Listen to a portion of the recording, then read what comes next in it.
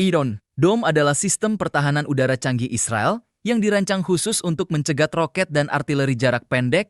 Sistem ini telah menjadi andalan dalam melindungi wilayah berpenduduk dari serangan rudal.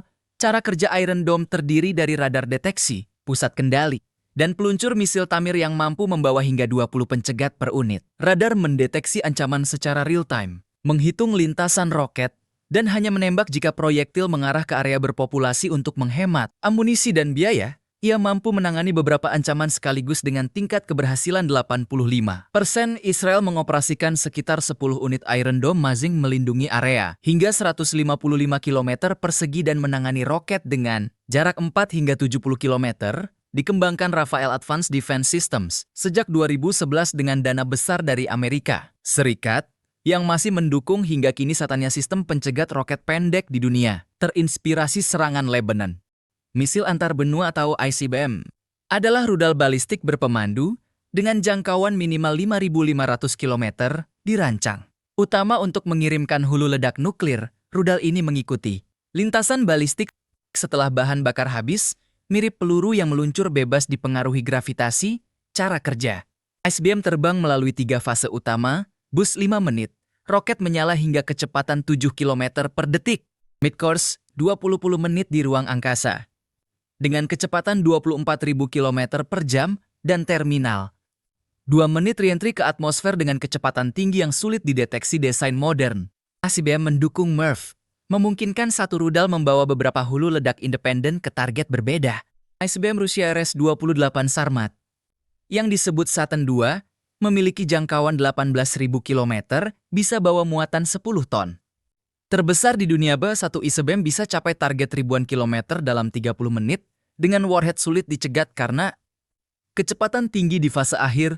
Hanya 6 negara punya ICBM operasional: Rusia, Amerika Serikat, China, India, Korea Utara, dan Israel. Rudal hipersonik adalah senjata canggih yang bergerak pada kecepatan di atas Mach 5 atau 5 kali kecepatan suara, dengan kemampuan manuver tinggi di atmosfer sehingga sulit dideteksi atau dicegat. Radar berbeda dari rudal balistik biasa yang mengikuti lintasan parabola tetap. Rudal ini bisa mengubah arah secara dinamis.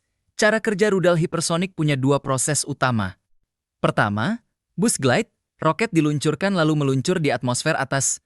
Kedua, cruise hoptonic menggunakan scramjet untuk mempertahankan kecepatan tinggi dekat permukaan bumi. Fase peluncurannya meliputi boost glide, cruise sonic, dan terminal manuver akhir ke target. Kecepatan ekstrem ini menciptakan panas luar biasa, sehingga memerlukan material khusus.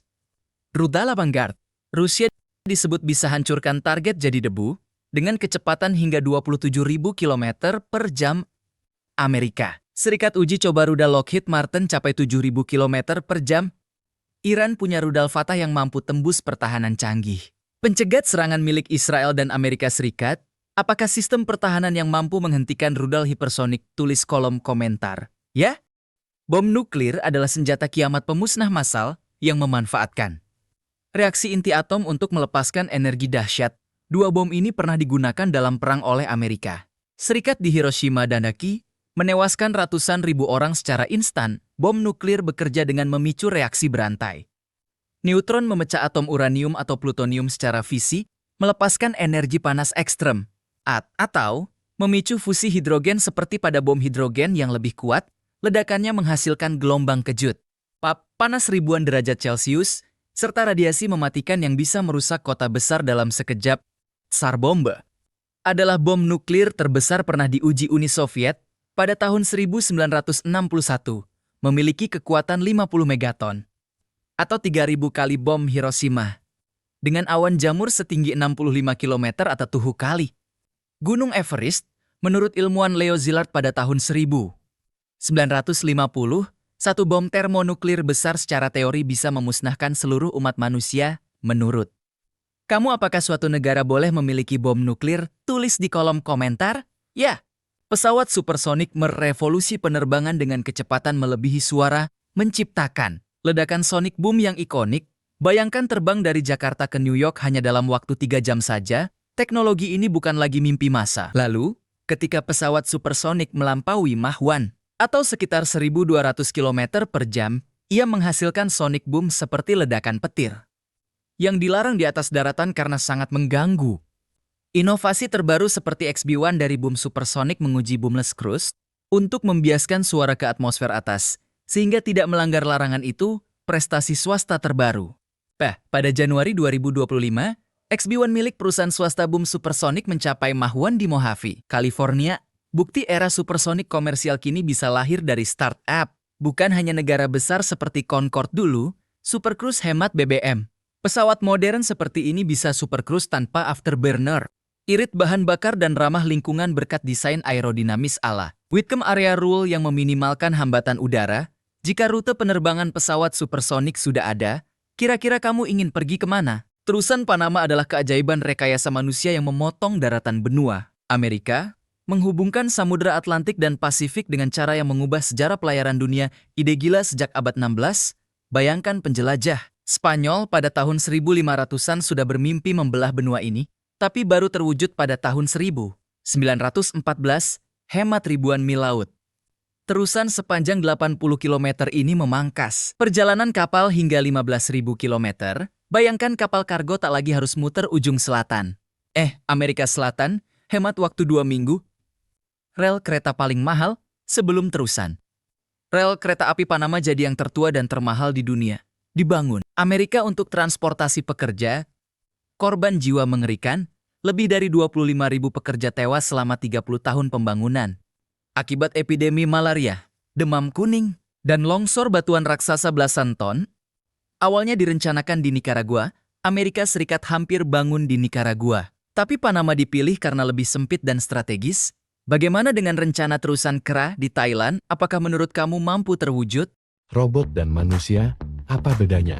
Selain yang satu terbuat dari logam dan yang lain suka menunda-nunda, ternyata banyak hal lucu yang membedakan kita. Mari kita lihat kehidupan sehari-hari mereka. Pagi hari, robot bangun tepat pukul 6.00, melakukan peregangan presisi dan menyikat gigi sesuai algoritma. Sementara itu, manusia mematikan alarm berkali-kali, menggaruk kepala, lalu mencari kopi dengan mata setengah terpejam, dan tanpa sengaja menumpahkan sedikit pasta gigi. Ada barang jatuh, robot akan memindai, menghitung sudut, dan mengambilnya dengan lengan penjepit internal. Manusia tersandung, menendangnya tanpa sengaja, lalu membungkuk canggung untuk mengambilnya, mungkin menjatuhkannya lagi sekali. Bagaimana dengan emosi? Dengar lelukan, robot menampilkan yang kagum, manusia tertawa terbahak-bahak sampai terbatuk saat sedih. Robot memberi solusi logis, sementara manusia menangis atau memberi pelukan tulus. Soal kreativitas, robot melukis dengan sempurna secara matematis. Manusia melukis dengan jari, berantakan tapi penuh jiwa. Robot bermain musik dengan teknis sempurna.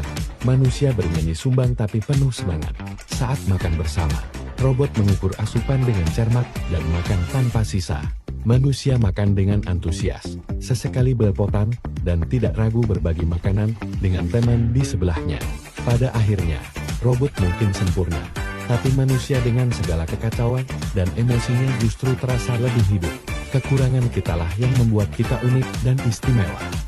Di era modern ini, teknologi semakin merambah ke setiap sudut kehidupan kita, termasuk di dalam rumah. Berbagai jenis robot telah diciptakan untuk membantu pekerjaan rumah tangga menjadi lebih mudah dan efisien. Mari kita lihat beberapa di antaranya. Pertama, ada robot vacuum cleaner.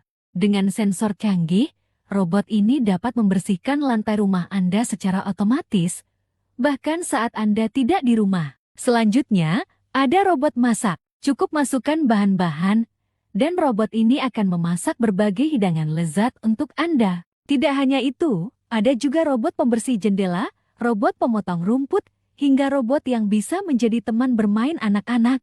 Kehadiran robot-robot ini tidak hanya menghemat waktu dan tenaga, tetapi juga memberikan kita lebih banyak waktu berkualitas bersama keluarga. Teknologi robot di rumah, sebuah langkah menuju masa depan yang lebih praktis dan nyaman.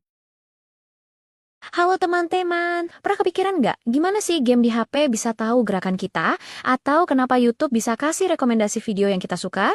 Bayangin deh, AI itu seperti otak super canggih yang dibuat manusia untuk komputer. Sama seperti kita belajar dari buku dan pengalaman, AI juga belajar dari banyak sekali data. Makin banyak belajar, makin pintar dia. Makanya, AI bisa bantu kita cari informasi, menerjemahkan bahasa, bahkan bantu dokter menemukan penyakit. Keren banget kan? AI ada di sekitar kita dan bikin hidup jadi lebih mudah.